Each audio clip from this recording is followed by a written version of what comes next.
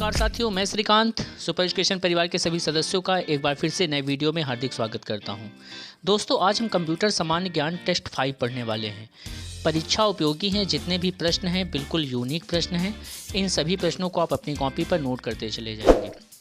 अगर आप jail warden की तैयारी कर रहे हैं, दिल्ली पुलिस की तैयारी कर रहे हैं, तो आपके लिए सभी प्रश्न ब्रह्मास्त्र साबित होंगे।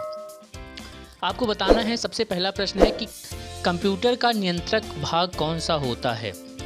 पहला प्रश्न आपके सामने है, आपको बताना है कि कंप्यूटर का नियंत्रक भाग कौन सा होता है। पहला ऑप्शन है आपका प्रिंटर, दूसरा है आपका सेंट्रल प्रोसेसिंग, तीसरा है आपका कीबोर्ड और चौथा है आपका बीडीयू यूनिट। 4 ऑप्शन है, जल्दी से आपको बताना है कि कौन सा ऑप्शन सही होगा। पहला ऑप्शन है आपका प्रिंटर, दूसरा है आपका सेंट्रल प्रोसेसिंग, तीसरा है आपका कीबोर्ड और चौथा है आपका बीडीयू यूनिट। जल्दी से बताएं भाई, कमेंट बॉक्स में जल्दी से मैसेज करके बताएं कि इसका कौन सा ऑप्शन सही होगा। चलिए हम आपको बता दें, इसका डी ऑप्शन सही होगा। कौन सा? BDU unit. अच्छा, बीडीयू यूनिट होता क्या है? In case of emergency the control unit in will be notified the user of any problems. जब भी क्या होता है, जब भी एनर्जी की प्रॉब्लम होती है तो ये कंट्रोल करके यूजर की प्रॉब्लम को सॉल्व करता है। याद रखिएगा, in case of energy the control unit it will be the notified the user of any problems. ठीक है। इसके बाद हमारा दूसरा प्रश्न है। चलिए दूसरा प्रश्न है, बता दें आपको, निम्नलिखित में से किस प्रदेश को भारत का सिलिकॉन कहा जाता है। आपको बताना है कि किस प्रदेश को सिलिकॉन कहा जाता है, किस प्रदेश को सिलिकॉन राज्य कहा जाता है। आपके पास 4 ऑप्शन है। सबसे पहला गोवा है, दूसरा है आंध्र प्रदेश, तीसरा है केरल और चौथा है कर्नाटक। किस प्रदेश को सिलिकॉन राज्य कहा जाता है? भारत के किस प्रदेश को सिलिकॉन राज्य कहा जाता है? चलिए हम आपको बताते हैं इसका कौन सा ऑप्शन सही होगा। इसका कर्नाटक सही होगा। कर्नाटक को क्या कहा जाता है? सिलिकॉन राज्य कहा जाता है। याद रखेंगे, कर्नाटक को सिलिकॉन राज्य कहा जाता है। डी ऑप्शन सही होगा इसका। ठीक है। चलिए इसके बाद हमारा अगला प्रश्न है, 1 KB किसके बराबर होता है। आपको बताना है कि 1 KB किसके बराबर होता है। जल्दी से बताएंगे। 1024 बिट्स के बराबर होता है, 1000 बिट्स के बराबर होता है, 1000 बाइट्स के बराबर होता है, या डी ऑप्शन है आपका 1024 बाइट्स के बराबर होता है। हमेशा जो कंफ्यूजन आपको इसमें और इसमें मिलेगा, ठीक है, क्योंकि जो इसमें फॉर्म चलता है वो 1024 में चलता है ना, याद रखिएगा। तो 1000 का तो यहाँ पे कहीं सवाल ही नहीं। ये तो 2 ऑप्शन वैसे भी गलत हो जाएंगे। आपको बताना है ए या डी में कौन सा ऑप्शन सही होगा। ठीक है। चलिए हम आपको बताते हैं इसका कौन सा ऑप्शन सही होगा। इसका डी ऑप्शन सही होगा। 1024 बाइट्स बराबर होता है 1 KB। याद रखेंगे, 1 KB होता है। ठीक है। और 1024 KB बराबर 1 MB होता है और 1024 MB बराबर 1 GB होता है और 1024 GB बराबर 1 TB होता है, 1 टेराबाइट। ठीक है, अपनी कॉपी पर सभी लोग नोट कर लेंगे। इसके बाद हमारा चौथा प्रश्न है, वायुयान की उड़ानों को इंटरनेट पर दर्शाने वाली पहली एयरलाइंस कौन सी थी। वायुयान की उड़ानों को इंटरनेट पर दर्शाने वाली पहली एयरलाइंस का नाम बताना है कि पहली एयरलाइंस कौन सी थी। ठीक है, आपको बताना है कि पहली एयरलाइंस कौन सी थी। यूनाइटेड एयरलाइंस, बी ऑप्शन है आपका सिंगापुर एयरलाइंस, सी ऑप्शन है अमीरात एयरलाइंस और डी ऑप्शन है एयर कनाडा। जल्दी से बताएं 4 ऑप्शन में कौन सा ऑप्शन सही होगा। नोट करते रहेंगे अपनी कॉपी पर। चलिए हम आपको बता दें, इसका बी ऑप्शन सही होगा। सिंगापुर एयरलाइंस क्या हुआ था, इंटरनेट दर्शाने वाली ये पहली एयरलाइंस कंपनी थी। इसके बाद हमारा 5वां प्रश्न है, विश्व का सबसे तेज़ कंप्यूटर कौन सा है। मोस्ट इंपॉर्टेंट, अगर आप SI की तैयारी कर रहे हैं तो इस क्वेश्चन को नोट जरूर से ज़रूर कर लेंगे। SI और दिल्ली पुलिस वाले मोस्ट इंपॉर्टेंट प्रश्न याद रखेंगे। दिल्ली पुलिस वाले इस क्वेश्चन को जरूर से ज़रूर नोट करेंगे कि विश्व का सबसे तेज़ कंप्यूटर कौन सा है। कंफ्यूज बहुत होता है। T3A। इसके बाद दूसरा ऑप्शन है इन्हा 3 और सी ऑप्शन है आपका परम 10,000 और डी ऑप्शन है आपका J8। जल्दी से बताएं भाई, इसका कौन सा ऑप्शन सही होगा। चलिए हम आपको बता दें, इसका ए ऑप्शन सही होगा, T3A। ठीक है, ये विश्व का सबसे तेज़ कंप्यूटर है। हाँ, ये अगर क्वांटम की बात करें तो क्वांटम में ये सी ऑप्शन सही हो जाएगा। ठीक है, ये विकसित हो रहा है, परम 10,000। ठीक है, क्वांटम परम 10,000 ये भी उसी श्रेणी में है, लेकिन T3A विश्व का सबसे तेज कंप्यूटर है। याद रखेंगे। तो कौन सा ऑप्शन सही हो जाएगा? इसका ए ऑप्शन सही होगा। इसके बाद हमारा अगला प्रश्न है ई व्यापार का अर्थ क्या होता है? आपको बताना है ई व्यापार का अर्थ क्या होता है। निर्यात व्यापार, यूरोपीय देशों से व्यापार, इंटरनेट पर व्यापार, उपयुक्त में से कोई नहीं।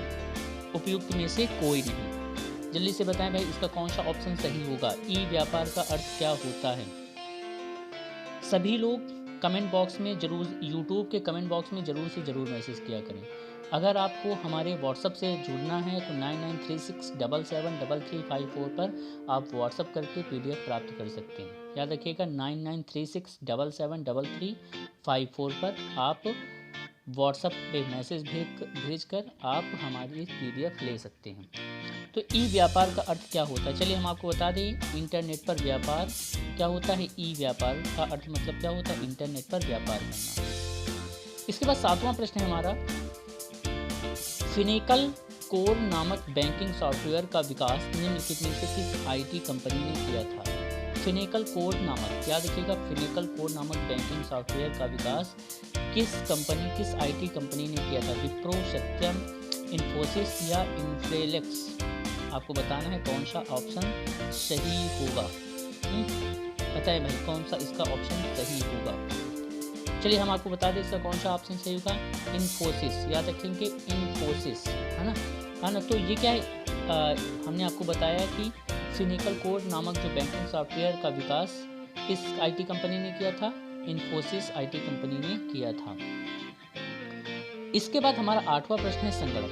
संगणक को हिंदी में संगणक जो कंप्यूटर है उसको हिंदी में हम क्या बोलते हैं? संगणक बोलते हैं। याद रखिएगा कंप्यूटर की हिंदी क्या होती है? संगणक। ठीक है, हम कंप्यूटर को हिंदी में संगणक बोलते हैं। वह यंत्र है जो मानवीय मस्तिष्क को प्रतिस्थापित करता है। संगणक की यह परिभाषा किसने दी थी? यह संगणक की परिभाषा आपको बताना है सही है या गलत है। संगणक कंप्यूटर वह यंत्र है जो मानवीय मस्तिष्क को प्रतिस्थापित करता है। संगणक की यह परिभाषा सही है, गलत है, अंशतः सही है, इनमें से कोई नहीं। चलिए हम आपको बता दें यह जो परिभाषा है वो अंशतः सही है। याद रखेंगे यह परिभाषा क्या है? अंशतः सही है। पूरी तरीके से हम गलत भी नहीं कह सकते, पूरी तरीके से सही भी नहीं कह सकते, लेकिन हाँ ये क्या मस्तिष्क को प्रतिस्थापित करता है। ठीक है। इसके बाद हमारा 9वां प्रश्न है, कंप्यूटर शब्दकोश में CD अक्षरों का प्रयोग किसके लिए किया जाता है? आपको बताना है CD अक्षरों का प्रयोग किसके लिए किया जाता है। CD का मतलब आपको बताना है, CD का फुल फॉर्म बताना है, compact disc, compressed disc, computerised data या कंप्रेस्ड डाटा। 4 ऑप्शन है, जल्दी से बताना। CD अक्षरों का प्रयोग किया जाता है किसके लिए किया जाता है? तो हम आपको बता दें कॉम्पैक्ट डिस्क, इसका ए ऑप्शन सही होगा। कॉम्पैक्ट डिस्क ए ऑप्शन सही होगा।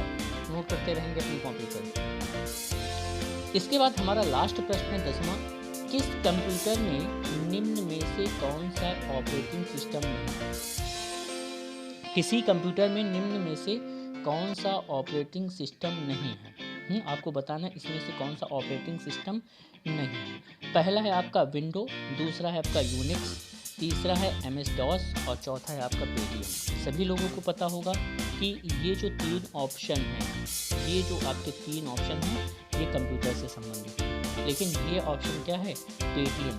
ये क्या होता है कि आपको पैसे का लेन देन से संबंधित जितना भी डेटा होता है वो पेटीएम से होता है। ठीक है। तो यहाँ पर अगर हम बात करेंगे तो इसका कौन सा ऑप्शन सही होगा? तो इसका डी ऑप्शन सही हो जाएगा। ठीक है।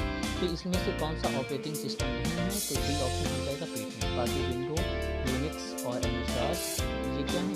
ये सभी कंप्यूटर के क्या हैं? Operating system. तो दोस्तों ये आज के रहे कंप्यूटर के महत्वपूर्ण प्रश्न। इस वीडियो को आप सभी लोग पूरा देखेंगे। अगर आप चैनल पे हमारे नए हैं तो क्या करना है? आपको पता ही होगा आपको क्या करना है। चैनल को सब्सक्राइब करके बेल आइकन जरूर से जरूर प्रेस कर लेना है। ठीक है। सुपर स्टेशन लगातार कंप्यूटर के प्रश्न और समसामयिकी के प्रश्न भी लगातार आपको प्रोवाइड करा रहा है। इसी तरह ज्योग्राफी और हिस्ट्री के भी प्रश्न आपको उपलब्ध होने वाले हैं। तो लगातार आप वीडियो को देखते रहें और अपना प्यार सभी लोग देते रहें। वीडियो को देखने के लिए बहुत बहुत धन्यवाद।